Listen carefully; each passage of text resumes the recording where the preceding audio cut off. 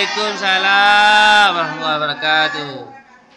Alhamdulillahirabbil alamin. Wassalatu wassalamu ala asyrafil anbiya'i wal mursalin wa ala alihi wa sahbihi ajma'in. Amma ba'du. Puji syukur atas kehadiran Allah Subhanahu wa taala yang dengan segala nikmatnya, rahmatnya, taufiknya dan hidayahnya senantiasa dilimpahkan kepada kita. Salawat beriring salam semoga tetap atas junjungan Nabi Muhammad SAW yang telah membawa kita dari alam jahiliyah ke alam Islamiyah seperti yang kita rasakan saat ini. Yang saya hormati para dewan juri, yang saya hormati bapak, ibu-ibu, dan teman-teman seperjuangan yang saya banggakan.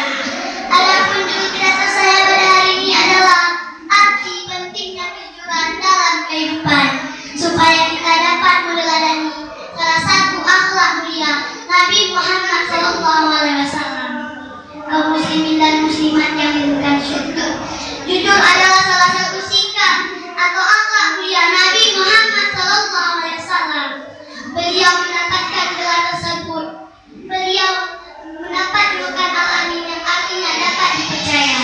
Nabi Muhammad SAW mendapatkan gelar tersebut karena beliau tidak pernah berkata bohong sekalipun dalam kehidupannya.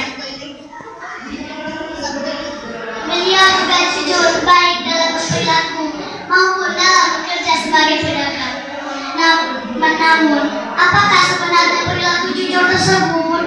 Jujur adalah sikap atau sifat seorang individu yang menyatakan suatu hal dengan sebenar-benarnya dan apa adanya, tidak dikurangi maupun dilebih-lebihi. Perilaku jujur ini harus dimiliki oleh setiap manusia di muka bumi ini, karena jujur adalah prinsip dasar yang merupakan cerminan dari kepribadian seseorang. Apabila seseorang selalu bersikap jujur, maka bisa dipastikan orang tersebut memiliki sikap, perilaku, dan akhlak yang mulia. Sebagaimana Allah berfirman dalam Quran surah At-Taubah ayat 119. Ya ayyuhalladzina amanu taqullaha wa kunu ma'as shadiqin, yang artinya, hai orang-orang yang beriman, bertakwalah kepada Allah dan hendaklah kamu bersama orang-orang yang benar. Falau sadaqullah lakana khairan lahum, yang artinya, tetapi jikalau mereka berlaku jujur kepada Allah, niscaya dan demikian itu akan lebih baik bagi mereka. Quran surah Muhammad ayat 21. Kaum muslimin dan muslimat yang dimuliakan syurga, dusta adalah dosa dan aib yang amat buruk. Di samping dari berbagai dalil dari Al-Quran dan hadis bahwa umat Islam bersepakat bahwa dusta itu haram. Di antara dalil tegas yang menunjukkan bahwa dusta itu haram ada pada hadis berikut. Ayatul munafiqi talatun idza haddatsa kadzaba wa idza wa'ada akhlafa wa idza tumina khana, yang artinya tanda orang munafik itu ada tiga. Pertama, dusta dalam perkataan. Kedua, menyelisih janji jika membuat janji. Ketiga, khianat terhadap amanah. Orang yang melakukan perbuatan dusta adalah orang yang lemah imannya, karena orang yang tidak beriman lah yang tidak jujur.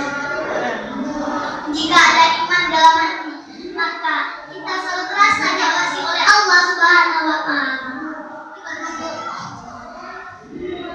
Kaum muslimin dan muslimat yang berbahagia, menerapkan sikap jujur dalam kehidupan sehari-hari memanglah sulit, tetapi kita harus melakukannya supaya kita selalu berjalan yang diridhoi Allah Subhanahu wa taala. Demikianlah pidato saya pada hari ini. Mohon maaf bila ada kesalahan dalam penyampaian.